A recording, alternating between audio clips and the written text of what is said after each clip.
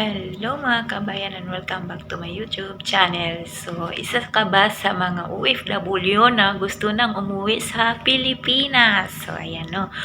Kung may ticket ka na, for sure, ang nakalagay sa ticket mo is 2 pieces baggage allowance. So, ano nga ba ang 2 pieces baggage allowance natin mga ka-OFW? Ayan.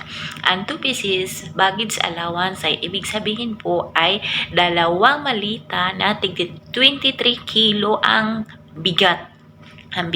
So, wala pong kaso kung malaki yung malita nyo, basta yung ilagay nyo na laman is 23 kilo ang maximum. So, hindi po natin makikita dyan yung plus hand carry po yan. Ayan, free hand carry po yan na 7 kilo.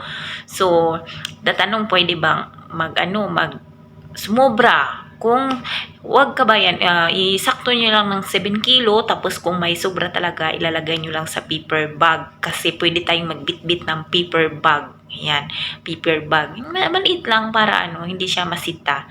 Kumbaga, yung sa akin kasi nagdadala ako ng paper bag. Tapos may laman doon unan, mga jacket ko, ayun, mga jacket ko na nilalagay ko doon kasi pwede natin siya ilagay doon sa paahan natin. Ayan, yung sa hand carry kasi na 7 kilo ay doon yun siya ilalagay sa cabin. Ayan, yun yung backpack or malita na maliit, yung pinakamaliit, yun yung hand carry. So, hindi natin makikita dyan sa ticket kasi automatic na po talaga na mayroon yun kahit saan man tayong magpunta. Ayan, kahit saan tayong destination, meron po talaga yung hand carry na 7 kilo. So, yung 2 pieces na ibig sabihin ay doon po yun sa baba, pinakababa sa baggage. Hindi natin yan makikita sa taas yan. Sa baggage, so 23 kilo ang ilagay nyo doon mga kabayan per malita. So, dalawa po yan. Yun po yung ibig sabihin ng 2 pieces kasi yun po talaga ang nakalagay lang sa ating ticket lalo na kung Philippine Airlines tayo. Ayan.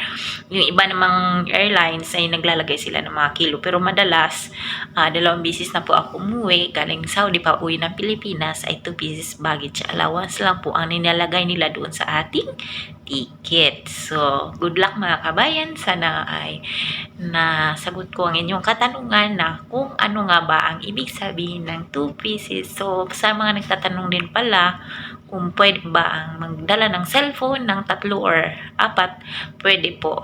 Basta doon nyo ilalagay sa inyo ang personal things. Kung may handbag kayo yung ganun. Handbag, ganyan. Doon nyo ilalagay ang inyong cellphone. Yan. Huwag kayong maglalagay ng cellphone sa ating.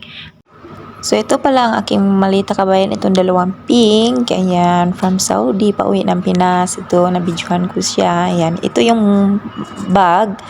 Ayan, ito yung plastic bag na sinasabi ko na dinala ko. Tapos, nilalagay ko lang siya sa paahan, sa upuan ko. Ayan, yung nakikita nyo na blue. Tapos, yung hand carry, backpack ang hand carry ko. So, hindi nyo makikita. Ito naman ang mga lagay ng cellphone.